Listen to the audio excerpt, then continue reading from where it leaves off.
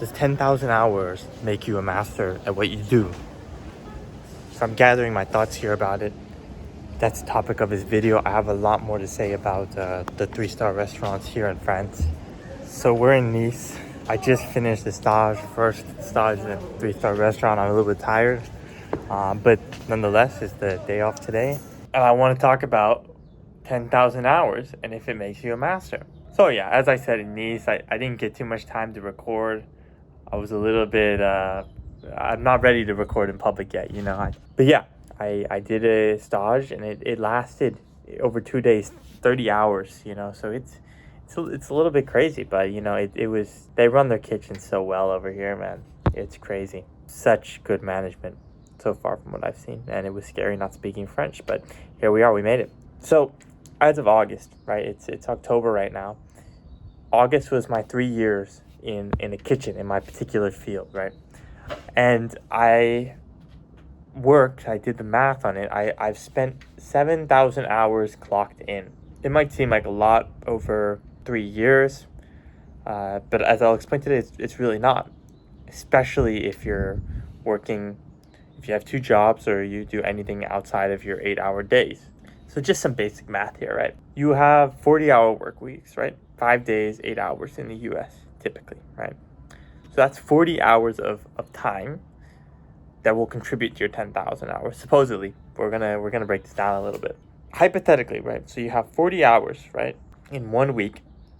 For the point of this, we'll say 50 weeks in a year, which will count 2 weeks of vacation or whatever, and it's easier for this hypothetical. So 50 weeks, 40 hours, that's already 2,000 hours, right? So with that basic rate, we're talking about 10,000 hours in 5 years. And so that time, right, 5 years of a 9-to-5 job will make you a master at something? Definitely not. Definitely not. And the famous book is, right, Andre Agassi, the 10,000 hours to become a master. It completely ignores, and not the book itself, but just the concept ignores the matter of quality, right? For example, I've had 7,000 hours clocked in where I was making money. Out of those 7,000 hours, right, how much of it's actually useful for becoming a master in your respective field? You can probably bump off 1,000 hours of that you're just spending cleaning, right? Or breaking down or setting up your station or doing these types of things. Does that count to the time? And the funny thing is and I think this can characterize our my generation of learners. It would be really hard for me to choose the time I spend off the clock. The mentors that I have on YouTube are mentors, people I don't know, but I watch. Would I take the time I've spent researching, or would I take the time I've spent actually cooking? It's very hard to say, you know, really. Because you can have so many good mentors, people that actually want to be teaching you things through online, you know, through the internet, through books. These people can oftentimes teach you more than the people you know in real life. And this is especially true in the kitchen, especially true in an industry which notoriously has bad leaders in it, right? And so I would say easily throughout all of this time combined, cooking at home, cooking in restaurants, learning, especially learning, I've exceeded 10,000 hours at this point. That might seem a little bit crazy, but through, you know, the YouTube, the reading of books, the cooking on my own time, I've done some calculations. It looks like close to 10,000 hours or over 10,000 hours. And if I ask myself, am I a master of cooking right now? Hell no. No way. No way. It's not possible. You know, I do some things pretty well, right? But and I'm not going to get too caught up on the terms here of what it even means to be a master, you know, and how many facets there are of actually cooking. You know, I haven't even touched really sushi. I can make a piece of sushi, but like not well, you know? I'm not going to touch on this because the semantics is more boring. And honestly, I'm not too concerned with that. But the general question is, what does it take to like really know what you're doing? I don't have a lot of knowledge about Brazilian Jiu-Jitsu, but there's a red belt in Brazilian Jiu-Jitsu. And I've heard a lot of people classify it as, a lifelong love of something, you know? Something, it's not that you hit the master point, it's like, it's just a continuous growth. And the question of Brazilian Jiu-Jitsu is kind of a great segue for all industries. You can spend 10,000 hours working under someone, receiving a training from someone, being the head of a company or head of a kitchen or head of whatever it is, and you might not ever have created an original idea before.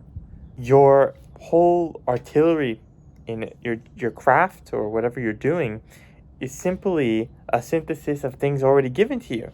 So what's kind of sad about this question is maybe being a master of something is a combination of these technical aspects of whatever you're doing and a reflection of the character of the person you are. You know in life that you come across people who they just want to regurgitate what's given to them, and that's what constitutes making something good. In the kitchen, this is so common. You know, you'll have chefs that have the title of being a sous chef, chef de cuisine, whatever, or even their own restaurant, and the totality of the product is a recreation of the things they've done in the past, everything that they've learned. But it's never able to take that jump into something new. Again, this is a question of what it even means to be a master. But it's tough to say if you can just regurgitate what other people are telling you and what you're doing. It doesn't show a new entering of something new into the field. Being a master is more than just simply knowing everything. And again, it gets further complicated because the character you see in people that are learning something new is quite literally the character of jumping into something new and creating something really original. But oftentimes they lack the technical knowledge to make it coherent. With music, you see this so much, you know? Give someone who's never worked on a musical product or like DAW, like FL Studio or Ableton or something to create music, and they'll go at it for the first time and they'll make something completely unique. But what we would just say it's just bad. Oftentimes, it's the dissonance between the person that's hearing it. They're thinking, okay, it's just bad. Then the person who made it is kind of like actually enjoying it. But they still need the technical knowledge to bring it forward. And so, again, to answer the question, does 10,000 hours make you a master? No way.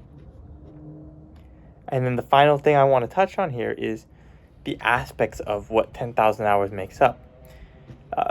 I imagine football players, right? Football players, we're not talking about 10,000 hours game time, right?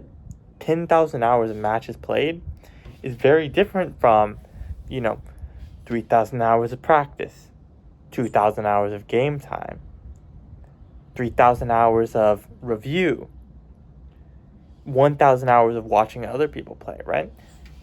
All those different things include their own, they include different aspects that make them important. And then you might say, okay, well then what if we just have 10,000 hours of game time, of actually in the field doing the work? Does that just strictly make you a master? It's hard to say, but then I think about in my field, the chef, the cooking. There is a lot of reason to look for other people for inspiration.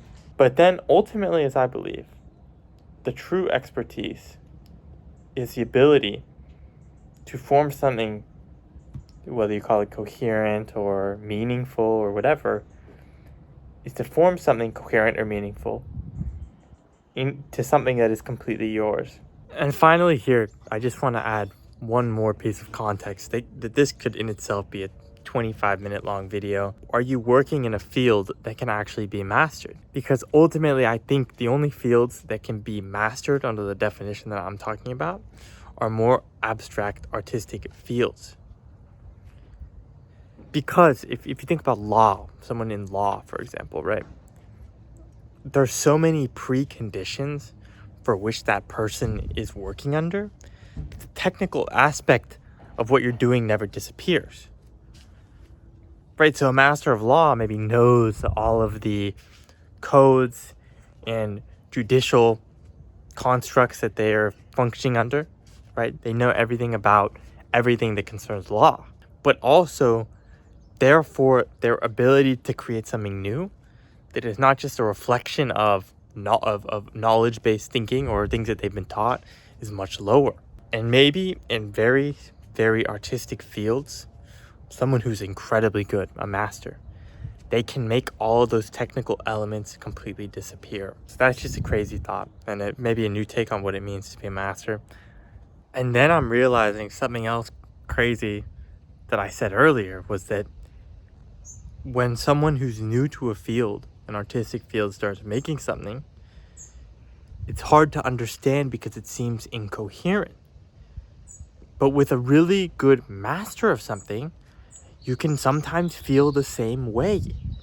I again bring up Gustav Mahler's Ninth Symphony, which to me is the greatest work of art I've seen and represents true mastery.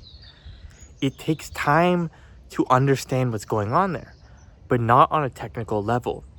It's because what they're painting and the image they're conjuring, what they're doing with their art is complicated, you might say, or very specific. Because it's very just that way, it's hard to put adjectives to the way that piece is or makes me feel. It takes time to get used to it, just like a beginner's work takes time to get used to. And so I'm just saying that to prove a point that it's hard to describe what it means to be a master and who or what or the certain traits a master possesses.